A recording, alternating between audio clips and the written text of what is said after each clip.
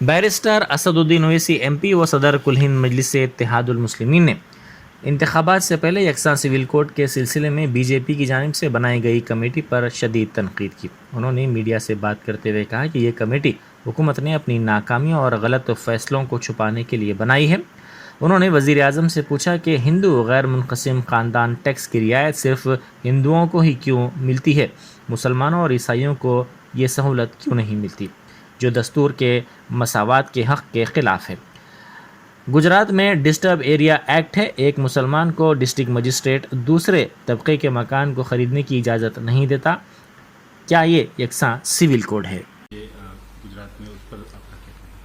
Uniform civil code की जो चुनाव से पहले भाजपा ने कमेटी बनाई है, वो अपनी नाकामियों को, अपनी गलत फैसलों को छुपाने के लिए ये कमेटी बनाई गई है कि यूनिफॉर्म सिविल कोड के बारे में सोचेंगे, कैसा करेंगे। आप ये बताइए, Shri Narendra Modi, Hindu undivided family tax rebate सिर्फ हिंदुओं को क्यों मिलता है, मुसलमान ईसाइयों को भी दीजिए।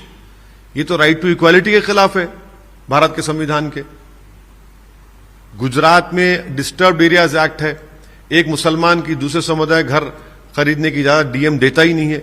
यह यूनिफॉर्म सिविल कोड है। कोई धर्म परिवर्तन अगर करना चाहता है गुजरात में तो इजाजत नहीं मिलती। यह यूनिफॉर्म सिविल कोड है।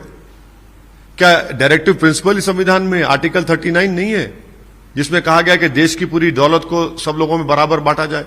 आज देश की 60% दौलत कितने परसेंटेज लोगों के पास है, बताइए आप। तो ये है अपनी नाकामियों को छुपाने के लिए यूनिफॉर्म सिविल कोड, और कुछ नहीं है। एक सियासी पार्टी